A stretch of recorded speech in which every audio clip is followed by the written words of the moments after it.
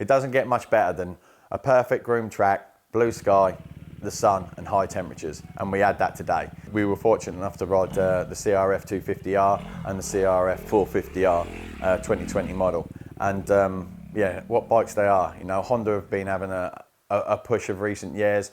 They've had some huge success in 2019 with Tim Geiser. It seems to be all moving in the right direction again for the red team. So the CRF250, it's got a different spec this year. You know, with a new frame, new swinging arm, which is basically the same spec as the 450. It's got a new piston, it's got a new cylinder head, it's got new cams, new mapping. The second and third gears, they're a little bit longer, which is what the Honda's always needed, because anybody who's rode a Honda previously knows that you have to short shift on the 250, which isn't really the case anymore with the 2020 model. I was really impressed with the bike, riding around. You could really tell the difference between the previous models, and you know, Honda, they don't pride the 250 on horsepower. You know, it's always it's a package. It's a bike that basically, you know, is designed to meet the needs for most riders, most, let's say, hobby riders, club riders. But the bike is still fast, and you still can ride it fast. We all know that horsepower rules in the 250 class, but there's a lot more also as well to be considered. And I was impressed, and I really did like riding the bike. I felt that, you know, it revved enough. Yes, you still could short shift. That was if you know, for me, if I was riding it in the wrong gears, but third gear really did stretch into play, and second gear out of some of the tight turns, CRF250R pulled all the way through the range and was really consistent. The drive was more than adequate for me, you know, and I'm a pretty heavy guy these days, so yeah, it was surprising, and also as well, just hitting the jumps and being able to manoeuvre the bike and throw the bike around. Again, it's a package bike, so when I say that, it's like every area is being ticked. So when you're riding it, you feel so comfortable in attacking the jumps, in, you know, manhandling it around turns, you know, going high on the berms and accelerating full gas and letting it hang out a little bit. But at the same time as well, you know, you can pull in tight and just seat bounce a few of the jumps from the inside. So it was definitely an eye opener. Hopefully this will get noticed, because that bike definitely deserves to be noticed. So the revived suspension, it basically, for me, the balance was perfect. So the balance right across the bike, and we talk about this a lot. Having a good balance really does help. So when you're pushing into the faces of the jumps, or when you're attacking into a turn, it just allows you to get your body into a right position, and allows you to sit into the seat at the right time on the turn to obviously put the power to the ground. That's a combination of the new suspension settings, but also as well the new chassis and the new swinging arm, which is the 450 spec. It's not longer, the swinging arm, but it's a little bit more chunky, a little bit more of a box feel, like its bigger brother. So with that combination, you really do feel the benefits on the track when riding the bike. There was some like naturally accelerating bumps, obviously in Spain, and when the track started to go off as well, you know, it was getting blue groove, and the bike just seemed to keep coping. The forks, for me, there was a few little drops. Forks, you know, could blow through the strokes a little bit too quick at times.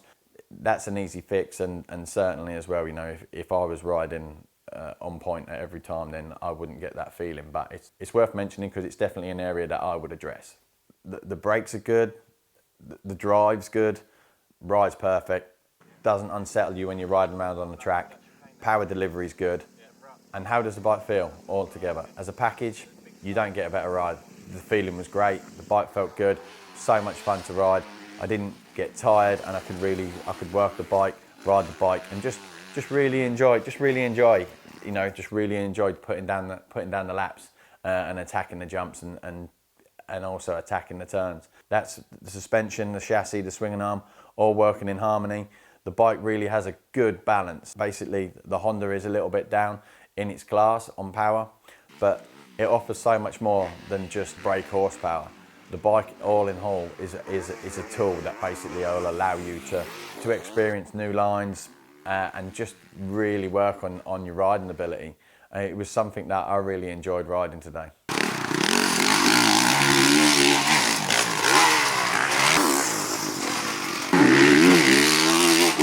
Spec in the 2020 450, the bike really hasn't changed, but did the bike really need to change? Again, it had huge success in 2019, and I'm sure it'll have huge success in 2020. It's one of those bikes that most people have been getting on and are moving forward. They've all seemed to be progressing. After riding the bike today, I can see why. The bike certainly isn't slow. It delivers a lot of power, but it delivers it in the right way. So you really do feel confident on the bike and fully in control. Your body always seems to be in the right position.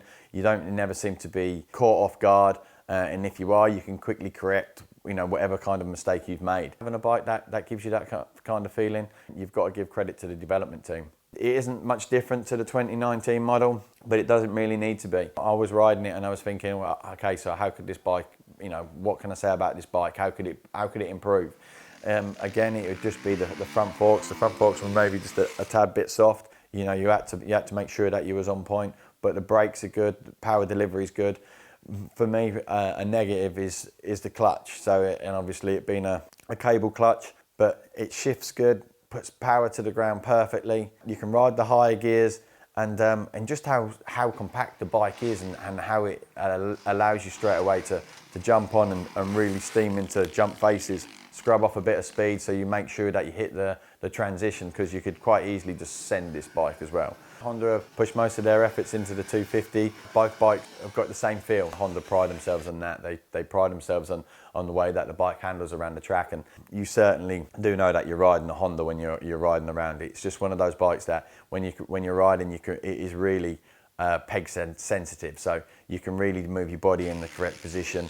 And if you want to stand, it's not a problem. If you want to sit, equally not a problem. And it's one of those bikes that you don't feel restricted on. So if you are a tall guy, or if you're a small guy, medium-sized guy, it seems to meet the needs for most in general. And both bikes offer that good feel, and that, again, that mass centralisation of being able to throw the bike a little bit sideways, come in and charge the inside line, and and be pinpoint accurate in hitting that inside rut. That's what you want as a rider. So you want to be creative around the track, and you want to be able to select lines, just at will. So if you do make a decision and you do think, oh, I'd like to roll up a little bit higher on that bank and slice off a little bit earlier, or them lines were available. Sometimes we overlook, and we just concentrate a lot on power, straight line speed, when realistically with the tracks that we ride, I think a lot more factors need to start coming into play. And